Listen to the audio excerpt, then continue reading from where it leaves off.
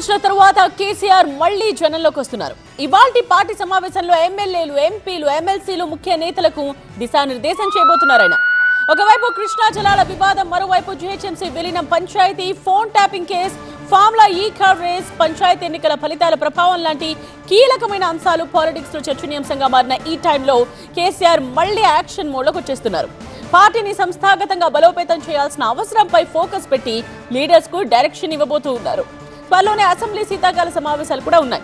ఆ సభ వ్యూహంపై కూడా చర్చిస్తారు. ఇక గ్రామ స్థాయి నుండి క్యాడర్ను మళ్లీ యాక్టివ్ చేసే దిశగానే కేసీఆర్ ప్రణాళిక ఉండబోతోంది.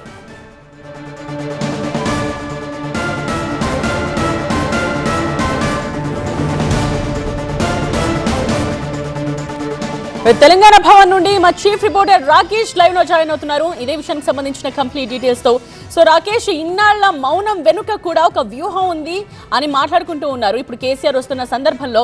సో ఇవాల్టి మీటింగ్ ఎలా ఉండొచ్చు, ఏ విషయాల మీద ఆయన పర్టికులర్ గా మాట్లాడే అవకాశం కనిపిస్తోంది? కేసీఆర్ మౌనం వెనుక వ్యూహం ఒకటే. 2 సంవత్సరాలు గడివివ్వాలనుకున్నారు. అంతకుముందు ప్రెస్ మీట్లో కూడా కొత్తగా వచ్చినటువంటి గవర్నమెంట్ సెటిల్ అవ్వడానికి, కొన్ని కార్యక్రమాలు చేపట్టడానికి 2 సంవత్సరాలు గడువు ఇద్దామన్నారు. ఆ 2 సంవత్సరాల గడువు అయిపోయింది. అటువైపు కాంగ్రెస్ పార్టీ కూడా 2 ఏళ్ల పరిపాలనపై సంబరాలు జరుపుకుంటుంది. ఇదే నేపథ్యంలో కేసీఆర్ కూడా ఈరోజు తెలంగాణ భవన్కి వస్తున్నారు. 9 నెలల క్రితం తెలంగాణ భవన్కు మార్చిలో వచ్చారు, మళ్ళీ ఇప్పుడు వస్తున్నారు. ఇంకా ప్రెస్ మీట్ పెట్టి అయితే దాదాపుగా 15-16 నెలలు అవుతుంది.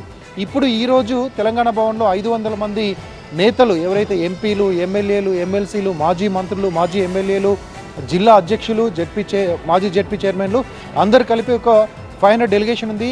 ఆ 500 మందితో హాల్లో ఆయన మీటింగ్ పెడతారు.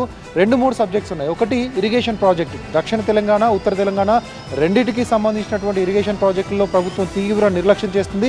అటు ఉత్తర తెలంగాణకు సంబంధించినటువంటి కాళేశ్వరం రిపేర్ చేయకుండా, రైతులకు నీళ్ళు అందించకుండా దాన్ని అలాగే ఉంచింది.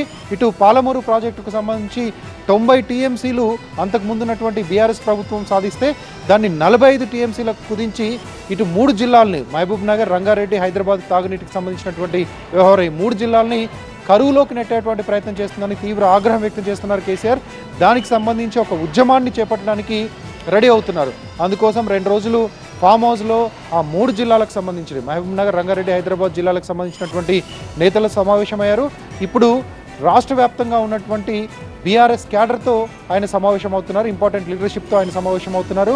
దాంతోపాటు జీహెచ్ఎంసీ విలీనం మీద ఆయన మాట్లాడతారు. రాష్ట్రంలో ఉన్నటువంటి ఇతర సమస్యల మీద మాట్లాడతారు. యూరియా కొరత, అదేవిధంగా రైతు బంద్ ఇప్పటికీ రాకపోవడం, వీటన్నిటి మీద కూడా మాట్లాడతారు. స్థానిక సంస్థల ఎన్నికల్లో వచ్చినటువంటి రిజల్ట్ మీద అనాలిసిస్ చేస్తారు.